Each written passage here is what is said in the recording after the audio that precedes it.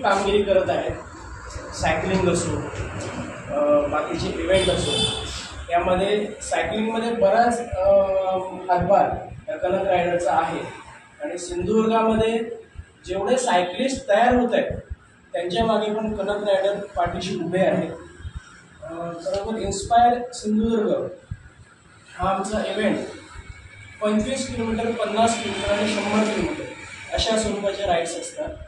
आणि या राईडचा मूळ उद्देश एकच आहे की मुलांनी प्रत्येकाने निरोगी व्हावं, हाच उद्देश आहे. त्यानुसार पर्यावरणाचा जो वाढता सध्याचा धोका आहे, प्रदूषण जे वाढत चाललेलं आहे, त्याच्यावर नियंत्रण मिळवणं ह्याचा एक सगळ्यात मोठा उद्देश आमच्या समोर घेऊन आम्ही 25, 50 आणि 100 किलोमीटरची राईड आम्ही करतो.